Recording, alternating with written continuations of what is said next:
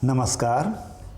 आज हम करते हैं कक्षा 7 विषय विज्ञान के चौथे लेसन ऊष्मा के प्रश्नोत्तर। पहला हमारा प्रश्न है, प्रयोगशाला तापमापी तथा डॉक्टरी तापमापी या थर्मामीटर के बीच समानताएं तथा अंतर लिखिए। ठीक है, तो चलिए पहले समानता देखते हैं। समानता, दोनों तापमापी में लंबी पतली कांच की नली होती है जिसका व्यास समान होता है और दोनों में पारे का इस्तेमाल किया जाता है। ठीक है, तो दोनों ये पतली नलियां हैं, कांच की नलियां हैं, व्यास इनका समान है और दोनों में क्या भरा गया है? पारा। ये तो है समानता, किसमें? प्रयोगशाला और डॉक्टरी तापमापी में। नेक्स्ट हम इसमें देखते हैं अंतर। डॉक्टरी तापमापी का जो परास है वो 35 डिग्री सेल्सियस से 42 डिग्री सेल्सियस होता है। ठीक है, जबकि प्रयोगशाला तापमापी का परास -10 डिग्री से 110 डिग्री सेंटीग्रेड, देखिए सेंटीग्रेड और सेल्सियस एक ही बात है, ठीक है, होता है। तो परास में अंतर आ गया। डॉक्टरी तापमापी का परास 35 से 42 डिग्री सेंटीग्रेड और प्रयोगशाला तापमापी का परास -10 डिग्री सेंटीग्रेड से 110 डिग्री सेंटीग्रेड होता है।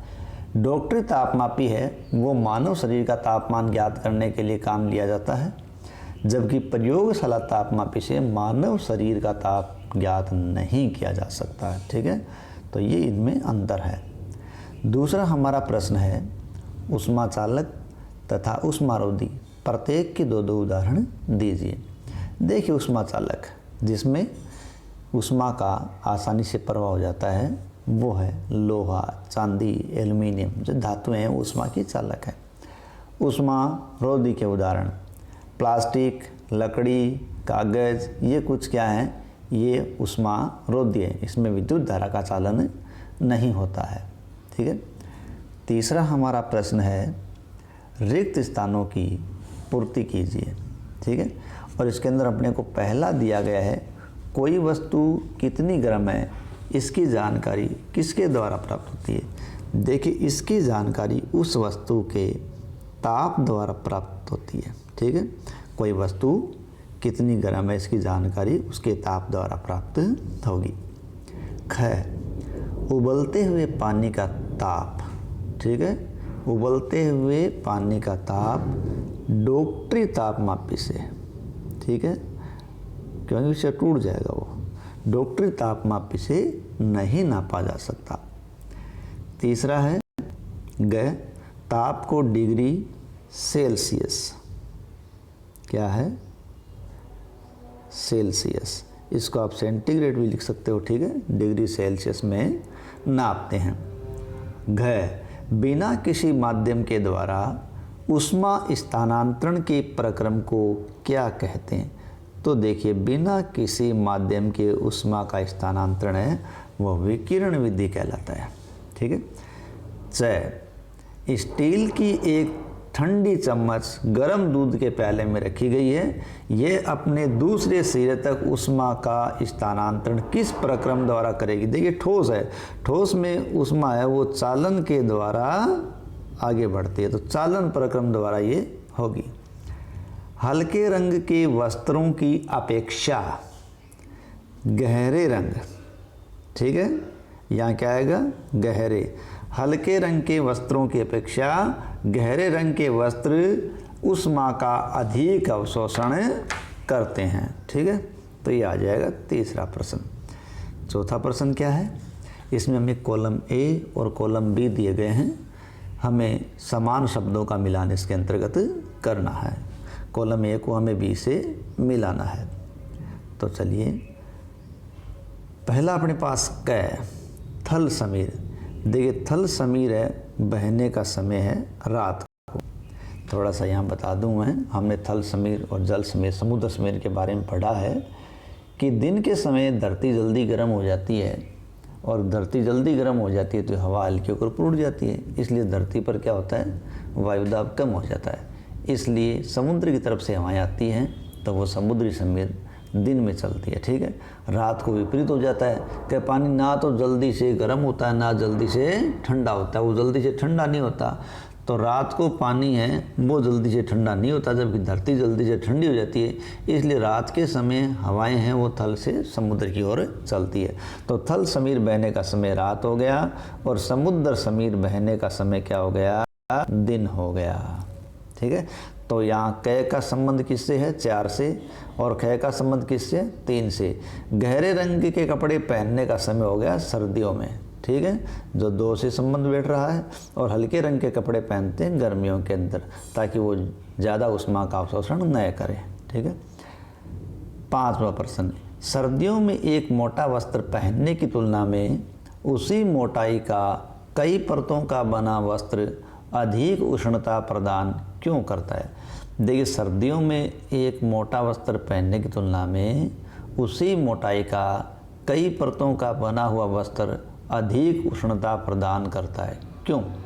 क्योंकि समान मोटाई के कई परतों के वस्त्रों के बीच वायु भर जाती है, और वायु क्या करती है, वायु कुचल का काम करती है, और यह अब हमारे शरीर की उष्मा को ठंडे परिवेश की ओर विकिरित होने से रोक देती है।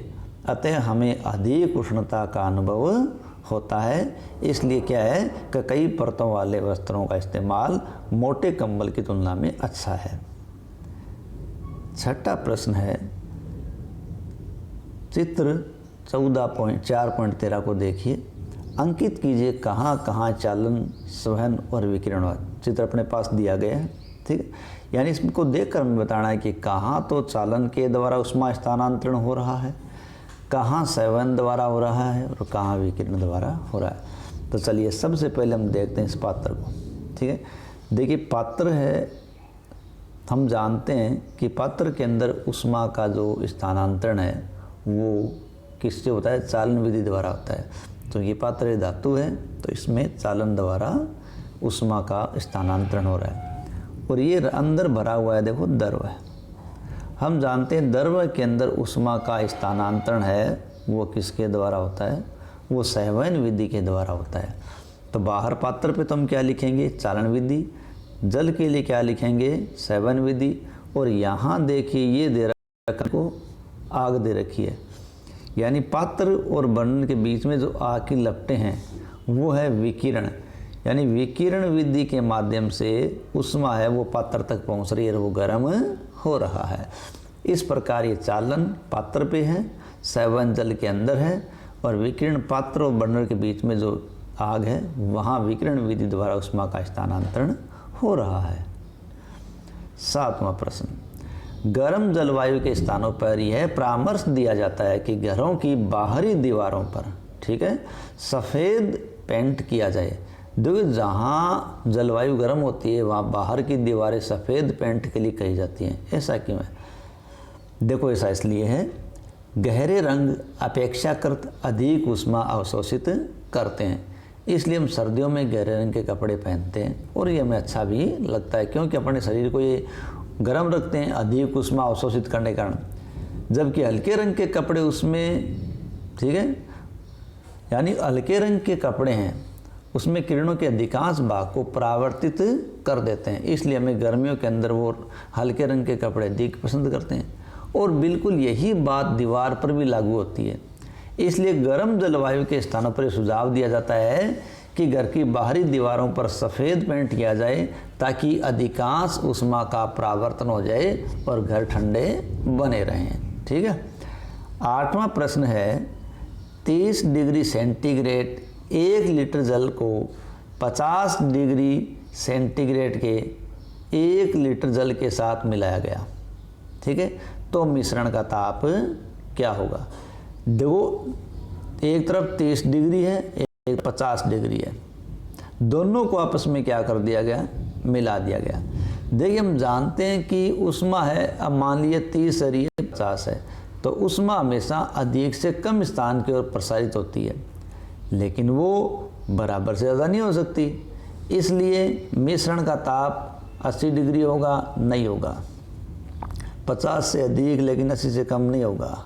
20 डिग्री नहीं होगा। ये हमारे पास आएगा 30 डिग्री से 50 डिग्री के बीच है, इसका ऑप्शन सही होगा।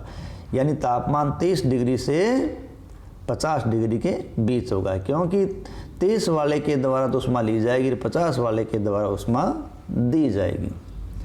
9वां प्रश्न है 40 डिग्री ताप, ठीक है, 40 डिग्री सेंटीग्रेड ताप की लोहे की किसी गोली को कटोरी में भरे 40 डिग्री सेंटीग्रेड ताप के जल में डुबाया गया। इस प्रक्रिया में उष्मा, देखिए लोहे की गोली है उसका तापमान भी 40 डिग्री सेंटीग्रेड है और जल है उसका तापमान भी 40 डिग्री सेंटीग्रेड है। चूँकि दोनों का ताप बराबर है इसलिए देखिए उष्मा का स्थानांतरण किधर भी नहीं होगा, ठीक है। तो यहाँ हम इसमें क्या देखेंगे, यहाँ ख ऑप्शन हमारा सही रहेगा कि न तो लोहे की गोली से जल की ओर उष्मा आएगी और ना ही जल से लोहे की गोली की ओर उष्मा का स्थानांतरण होगा, दोनों तरफ ही नहीं होगा। क्यों? कि उष्मा की प्रवृत्ति है कि वो अधिक से कम की ओर प्रसारित होती है, जबकि यहाँ अधिक और कम की स्थिति नहीं है। 10वां प्रश्न है लकड़ी की एक चम्मच को, लकड़ी है उसके एक चम्मच को आइसक्रीम के प्याले में डुबाया गया, उसका दूसरा सिरा, ठीक है, सालन के कारण ठंडा हो जाएगा, ये दिया गया क में। दूसरा है 7 के कारण ठंडा हो जाएगा, ग में। ग में दिया गया विकिरण के कारण ठंडा हो जाएगा और घ में दे रखा ठंडा नहीं होगा। देखिए यहाँ घ बिल्कुल सही होगा और इसका कारण क्या होगा, इसका कारण ये होगा कि लकड़ी है, ठीक है, वो उष्मा की कुचालक है। कुचालक होने के कारण यदि उसे गर्म में डुबाया गया तो वो गर्म नहीं होगी और ठंडे में डुबाया गया तो वो ठंडी नहीं होगी, क्योंकि इसमें चालन नहीं होता। प्रश्न 11 और अंतिम, स्टेनलेस स्टील की लकड़ी स्टेनलेस स्टील की कढ़ाई में प्राय कॉपर या तांबे की तली लगाई जाती है, इसका कारण क्या हो सकता है। देखो स्टेनलेस स्टील की कढ़ाई में कॉपर या तांबे की तली लगाते हैं, इसका कारण ये है कि उसकी चालकता अधिक है। अब चालकता अधिक होगी तो उष्मा चालक अधिक होने के कारण जो काम उसमें कर रहे हैं, जो उसको उपयोग ले रहे हैं वो जल्दी होगा, ठीक है। तो यहाँ इसमें ग ऑप्शन बिल्कुल सटीक बैठेगा कि स्टेनलेस इस्पात की अपेक्षा, ठीक है, स्टेनलेस इस्पात की अपेक्षा तांबा उष्मा का अच्छा चालक है, इसलिए जो इसमें इस्तेमाल किया जाएगा, भोजन वगैरह बनाया जाएगा तो वो आसानी से बनेगा, ठीक है। इसलिए हम क्या करते हैं, उसमें कॉपर की तली लगा देते हैं, ठीक है। इसी के साथ अपने प्रश्नोत्तर समाप्त होते हैं। आशा है आपको पसंद आया होगा। धन्यवाद।